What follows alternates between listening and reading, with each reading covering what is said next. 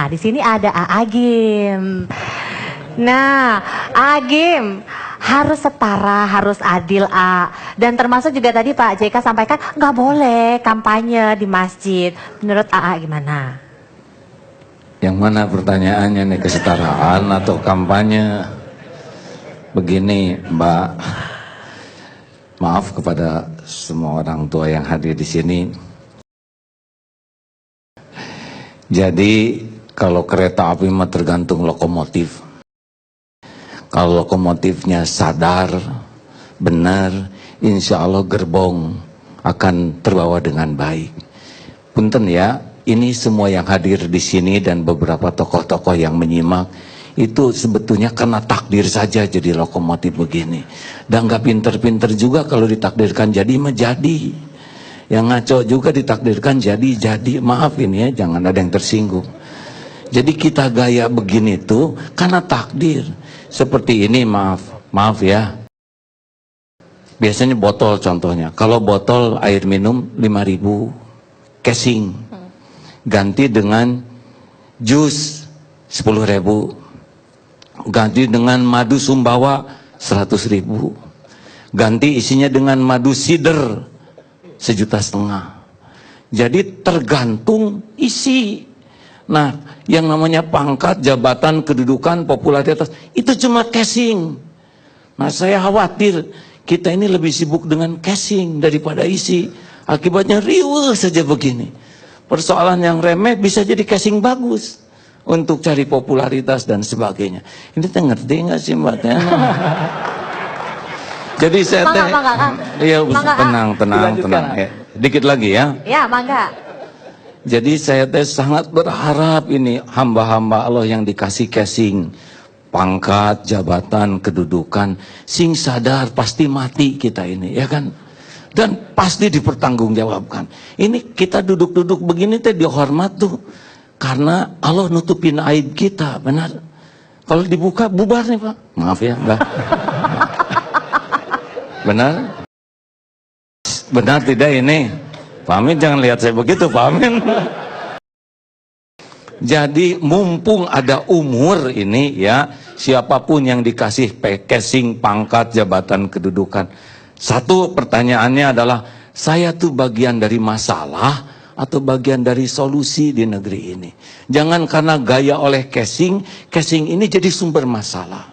Yang kedua, ingin sekali siapapun yang dikasih casing, para pemimpin dalam bentuk apapun, saya tuh ngasih contoh apa ke masyarakat ya. Karena jangan sampai casing bagus tapi isinya comberan, nanti bisa segala ditabrak dan sebagainya. Iya, saya juga kan. Yang ketiga, sumber energi Pak. Yang ketiga, satu apa tadi, saya teh bagian dari, saya juga suka mikir gitu, saya tuh solusi atau masalah di negeri ini ya. Walaupun kecil-kecilan gitu, di rumah, di tetangga. Yang kedua, ini teh saya teh hidup tuh ngasih keteladanan apa.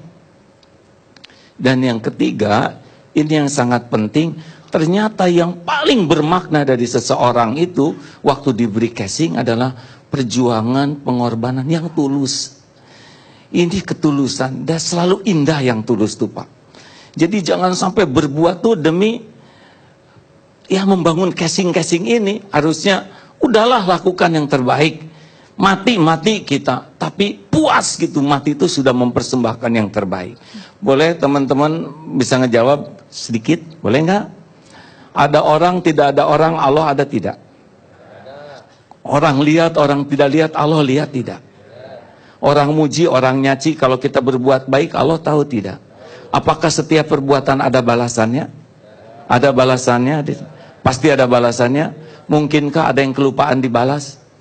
Mungkinkah ada yang ketuker balasannya? Mungkinkah ada yang kelewat? Mungkinkah ada yang bisa menghalangi? Demi Allah, lakukan aja yang terbaik dalam hidup ini. Udah pasti ada balasannya lah. Kalaupun di dunia dicaci nggak apa-apa, di akhirat ketemu balasannya. Itu aja Mbak. Saya mah pengen yang punya casing teh ikhlas. Dikit lagi. Ini tadi soalnya kan udah ngomong banyak yang casingnya bagus tapi dalamnya comberan. Saya emang nggak tahu. Ada yang kemudian nggak berani menilai orang. Ada yang kemudian berbuat tidak tulus. Gimana dong, A?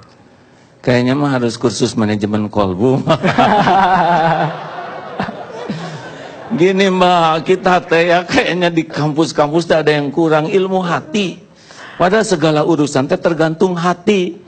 Hati sedih keluar kesedihan, hati gembira begitu pula, hati jatuh cinta beda ya. Lihat kupu-kupu maunya ngejar aja misal ya. Nah sekarang banyak orang, maaf ya ibu-ibu, mbak-mbak kan lebih sibuk membersihkan wajah daripada membersihkan hati, benar? Lebih sibuk menata penampilan daripada menata hati, betul? Jadi kita ini sibuk casing aja hari-hari kita tuh. Makanya khawatir bangsa ini nggak dewasa karena bangsa casing. Yang mahal teh isinya. Itulah. Jadi saya teh pengen sekali hayu. Kita testing sadar, kita pasti mati dan kita pasti dituntut pertanggungjawabannya. Ini duduk-duduk teh gayanya nggak lama, di akhirat Mbak yang lama. Bisa dibebek habis kalau ngaco ya. Menakutkan kalau sudah dibebek habis. Oh iya, di dunia juga kalau waktunya dibuka, nggak bisa ngalangin. Kalau Allah mau ngebuka aib kita, nyungsep nih. Saya juga udah pernah coba dibuka dulu. Tapi kan halal. Sah menurut agama, sah menurut negara, benar Pak? Jadinya tenang-tenang aja. Yang menegangkan itu yang dibukanya aib. Ngejongkeng Pak, nggak bisa enggak. Nah mumpung lagi ditutupin aib, ayo tararobat hadirin. Yang benar ngurus negara teh udahlah. Perkara dunia mah ada nggak akan ketuker. Kalau kita serius, lurus, memberikan yang terbaik seperti para pendahulu kita, jujur, tulus dan all out, insya Allah nggak akan kemana-mana lah. Kita akan bahagia hidup sebentar, mempersembahkan yang terbaik. Saya mohon maaf. Satu lagi ya tuh, Satu lagi pesan pada yang berlaga di 171 daerah ini, Oh iya, rileks aja ya. Tenang, coba baca surat Ali Imran ayat 26, benar Mbak? Itu mah udah ada takdirnya, jangan terlalu serius. Seperti itu aja, seperti 17 Agustusan. Makanya jangan terlalu jor-joran, bisa nggak balik modal, udah biasa-biasa aja. Jadi kampanye itu amal soleh, pilkada itu amal soleh. Perkara yang jadi mah nggak akan ketuker demi Allah. Ya, kita udah lihat di Jakarta atau di mana-mana gitulah. Maaf ini mah ya. Yang modalnya besar, kalau nggak ada takdirnya mah nggak jadi. Yang saya nggak nyebut modal kecil Pak ya. Tapi saya ada yang ngebocorin kan. Modal beliau polling cuma 3%, maaf ya, maaf saya cuma bocoran juga, patungannya dikit gitu. Tapi kalau udah ditakdirkan jadi mah jadi.